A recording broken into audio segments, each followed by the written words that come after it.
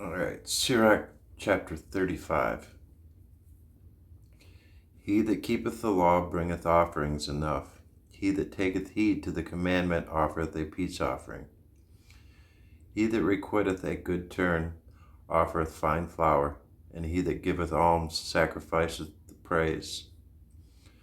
To depart from wickedness is a thing pleasing to the Lord, and to forsake unrighteousness is a propitiation. Thou shalt not appear empty before the Lord. For all these things are to be done because of the commandment. The offering of the righteous maketh altar fat, and the sweet savor thereof is before the Most High. The sacrifice of a just man is acceptable, and the memorial thereof shall never be forgotten. Give the Lord his honor with a good eye, and diminish not the firstfruits of thine hands. In all thy gifts show a cheerful countenance, and dedicate thy tithes with gladness. Give unto the Most High according as he hath enriched thee, and as thou hast gotten, give with a cheerful eye. For the Lord recompenseth and will give thee 7 times as much. Do not think to corrupt with gifts, for such he will not receive, and trust not to unrighteous sacrifices, for the Lord is judge, and with him is no respect of persons. He will not accept any person against a poor man, but will hear the prayer of the oppressed. He will not despise the supplication of the fatherless, nor the widow, when she poureth out her complaint. Do not the tears run down the widow's cheeks, and is not her cry against him that causeth them to fall? He that severeth the Lord shall be accepted with favor, and his prayer shall reach unto the clouds. The prayer of the humble pierceth the clouds. Until it come nigh, he will not be comforted, and will not depart, till the Most High shall behold a judge righteously and execute judgment. For the Lord will not be slack, neither will the mighty be patient toward them, till he have smitten in sunder the loins of the unmerciful, and repaid vengeance to the heathen, till he have taken away the multitude of the proud, and broken the scepter of the unrighteous. Till he have rendered to every man according to his deeds, and to the works of men according to their devices, till he have judged the cause of his people, and made them to rejoice in his mercy. Mercy is seasonable in the time of affliction, as clouds of rain in the time of drought. Have mercy upon us, O Lord God of all, and behold us, and send thy fear upon all the nations that seek not after thee. Lift up thy hand against the strange nations, and let them see thy power. As thou wast sanctified in us before them, so be thou magnified among them before us. And let them know thee, as we have known thee, that there is no God but only thou, O God. Show new signs, and make other strange wonders. Glorify thy hand and thy right arm, that they may set forth thy wondrous works. Raise up indignation and pour out wrath. Take away the adversary and destroy the enemy. Say the time short, remember the covenant, and let them declare thy wonderful works.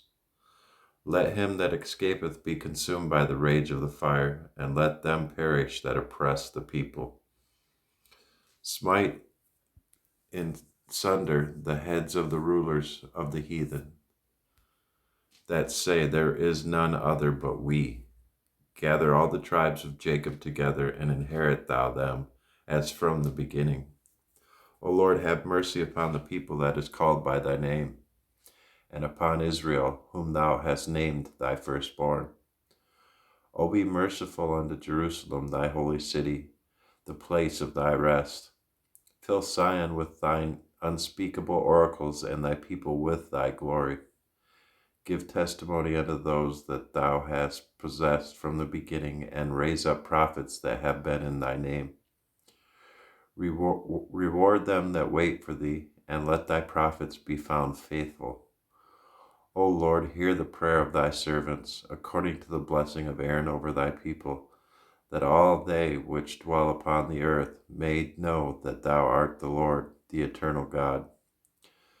The belly devoureth all meats, yet is one meat better than another.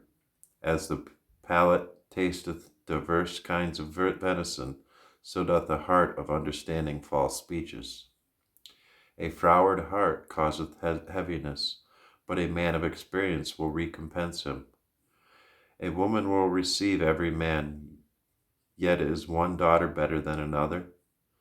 The beauty of a woman cheereth the countenance, and a man loveth nothing better. If there be kindness, meekness, and comfort in her tongue, then is not her husband like other men? He that getteth a wife beginneth a possession, a help like unto himself, and a pillar of rest. Where no hedge is, there the possession is spoiled, and he hath no wife will wander up and down mourning. Who will trust a thief well appointed that skippeth from city to city? So who will believe a man that hath no house, and lodgeth whosoever the night taketh him? Every friend saith, I am his friend also, but there is a friend which is only a friend in name. It is not a grief unto death when a companion and friend is turned to an enemy. O wicked imagination, whence camest thou in to cover the earth with deceit? There is a companion which rejoiceth in the prosperity of a friend, but in the time of trouble will be against him. There is a companion which helpeth his friend for the belly, and taketh up the buckler against the enemy. Forget not thy friend in thy mind, and be not unmindful of him in thy riches. Every counselor extolleth counsel, but there is some that counseleth for himself. Beware of a counselor, and know before what need he hath, for he will counsel for himself, lest he cast the lot upon thee. And say unto thee, Thy way is good, and afterward he stand on the other side, to see what shall befall thee. Consult not with one that suspecteth thee, and hide thy counsel from such as envy thee.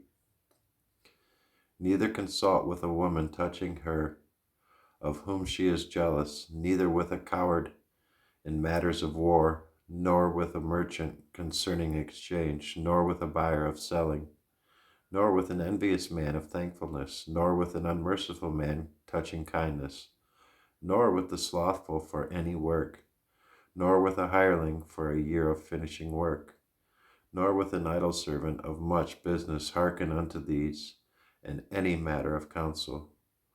But be continually with a godly man, whom thou knowest to keep the commandments of the Lord, whose mind is according to thy mind, and will sorrow with thee, if thou shalt miscarry. And let the counsel of thine own heart stand, for there is no man more faithful unto thee than it. For a man's mind is sometime wont to tell For a man's mind is sometime wont to tell him more than 7 watchmen that sit above in a high tower. And above all this pray to the Most High, that he will direct thy way in truth.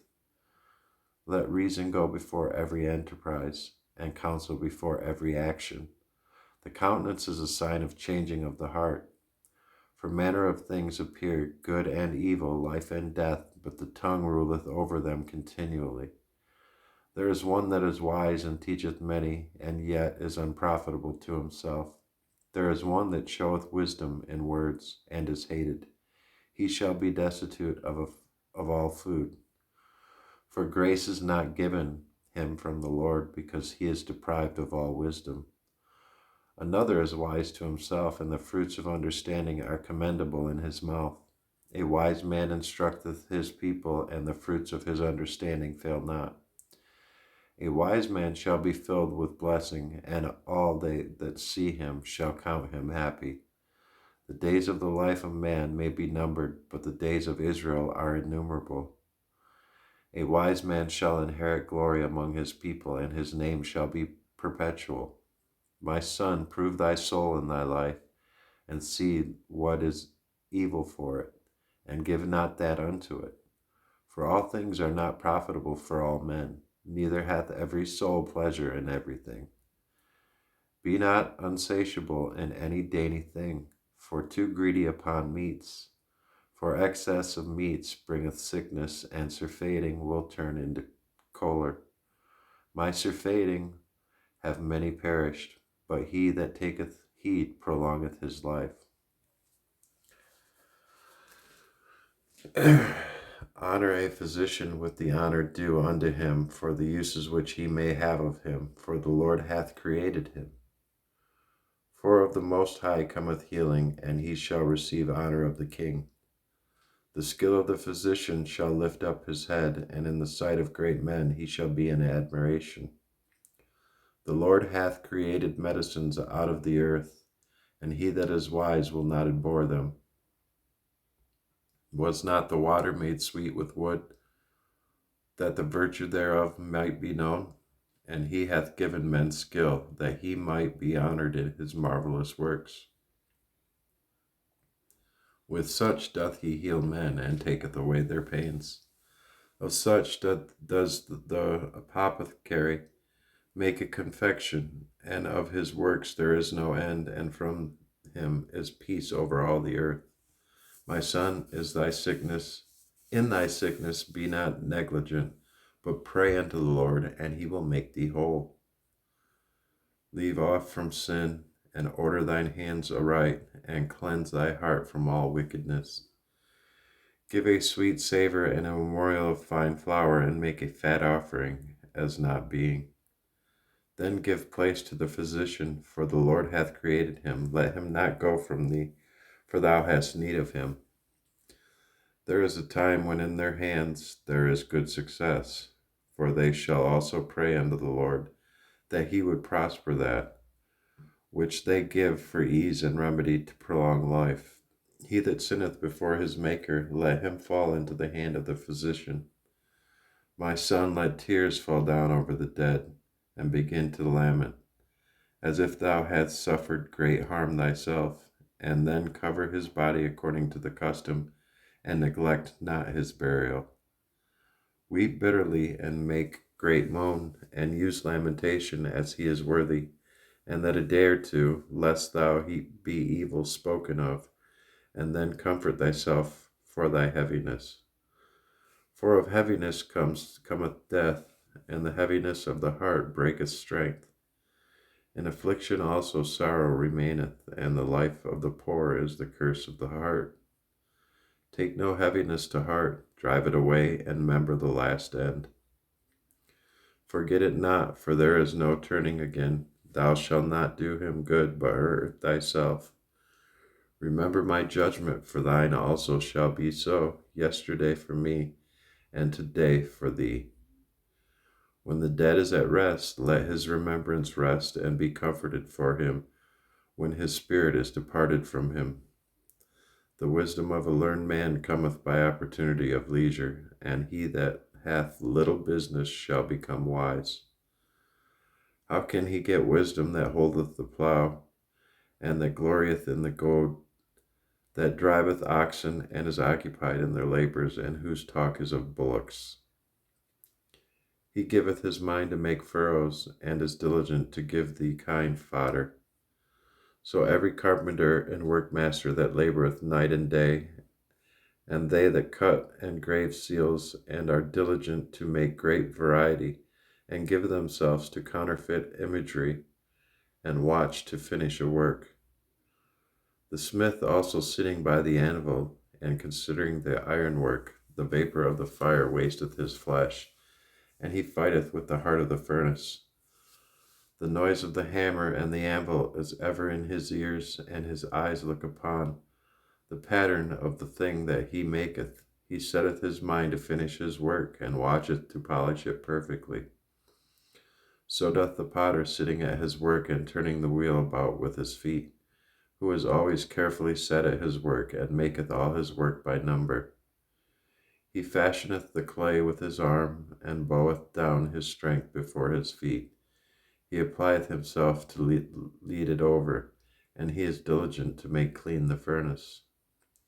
All these trust to their hands, and every one is wise in his work.